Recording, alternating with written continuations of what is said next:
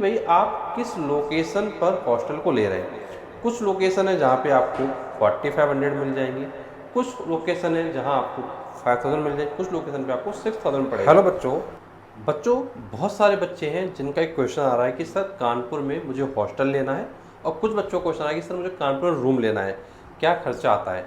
तो बच्चों अगर आप लोग कानपुर में हॉस्टल लेना चाहते हैं या कोई रूम लेना चाहते हैं तो बच्चों आज के इस वीडियो में हम लोग बात करेंगे कि क्या आपके एक्सपेंसेस आने वाले हैं। तो चलिए स्टार्ट करते हैं।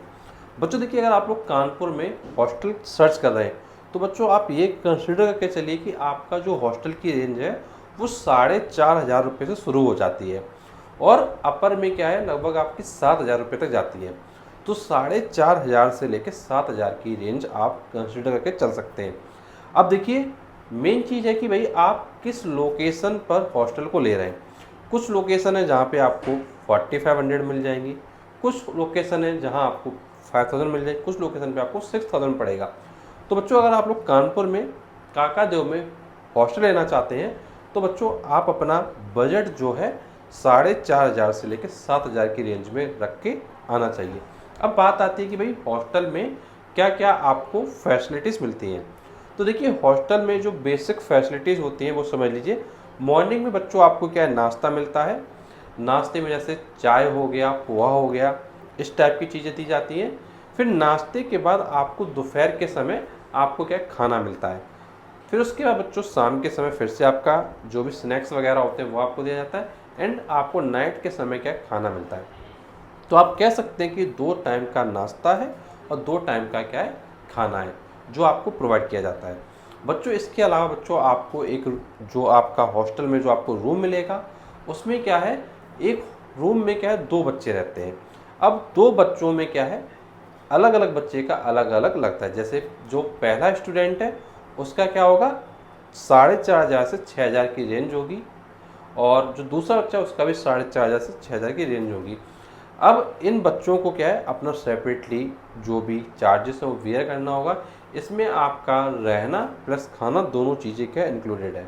तो बच्चों अगर आप लोग हॉस्टल लेना चाहते हैं तो आप 4500 का भी ले सकते हैं, 5.5 का भी ले सकते हैं, 6 का भी ले सकते हो, 7000 का भी ले सकते हैं।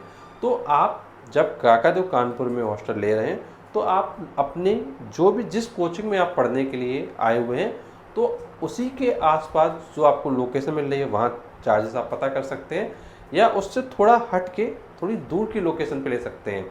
तो उसके अकॉर्डिंग आपको क्या है, चार्जेस क्या है आपको समझ आ जाएंगे। तो 4500 से लेकर 7000 की रेंज आपकी क्या है, हॉस्टल की जाती है। बच्चों हॉस्टल में एक चीज़ और है कि आपको जो ठंडा पानी है वो मिलता है, एंड अगर आप लोग कूलर एक्स्ट्रा लगाना चाहते हैं तो कूलर का नियर अबाउट 500 रुपीज़ आपको क्या एक्स्ट्रा पे करना होता है।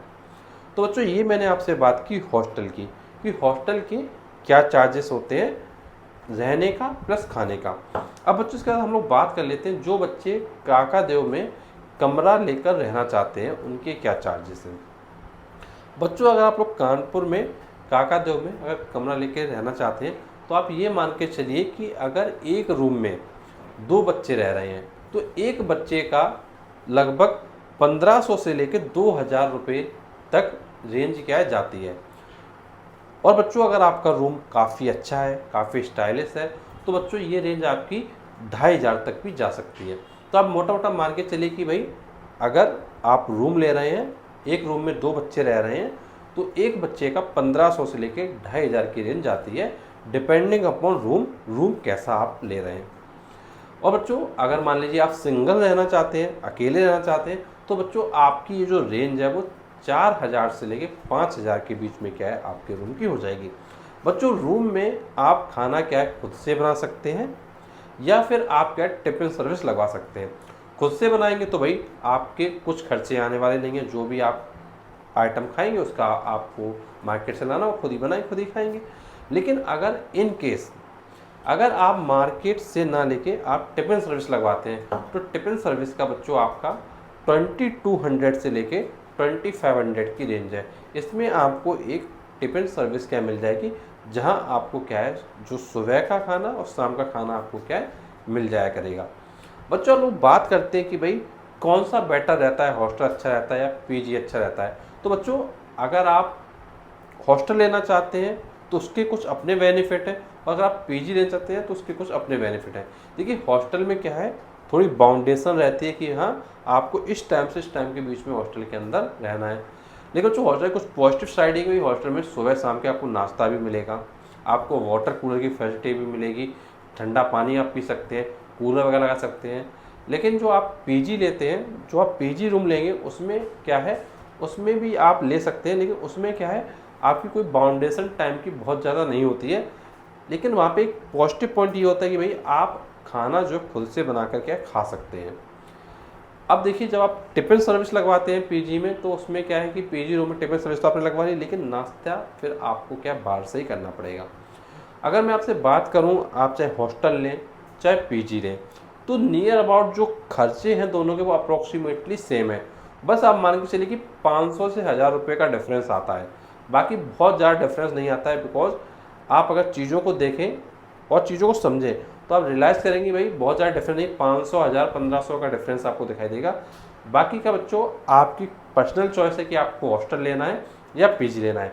बच्चों मैं आपसे जानना चाहूँगा कि आपके अकॉर्डिंग क्या अच्छा है, हॉस्टल अच्छा है या पीजी अच्छा है, और साथ में यही बताइए अपने पॉइंट्स रखते हुए कि हॉस्टल अगर आप लेना चाहते हैं तो उसमें क्या अच्छा है, और अगर पीजी लेना चाहते हैं तो उसमें क्या अच्छा है। तो बच्चों अगर आप लोग कानपुर में आ रहे हैं तो डेफिनेटली क्या है, एक हॉस्टल और एक पीजी क्या है, जो भी आपको बेटर लगे वो क्या ले सकते हैं। एंड कोई भी कन्फ्यूजन है, कोई भी डाउट है, कुछ पूछना है तो नीचे कमेंट बॉक्स से कमेंट करके पूछ सकते हैं। और जो बच्चे कानपुर में IIT JEE कोचिंग करना चाहते हैं या फिर नीट कोचिंग करना चाहते हैं, वो बच्चे RS इंस्टीट्यूट कानपुर को ज्वाइन कर सकते हैं, जिसकी कॉन्टैक्ट डिटेल डिस्क्रिप्शन बॉक्स में अवेलेबल है। तो चलिए बच्चों, अगर आपको हमारा सेशन आज का अच्छा लगा तो प्लीज़ वीडियो को लाइक करिएगा, चैनल को सब्सक्राइब करिएगा। चलिए मिलते हैं आपसे नेक्स्ट वीडियो में, तब तक थैंक यू सो मच।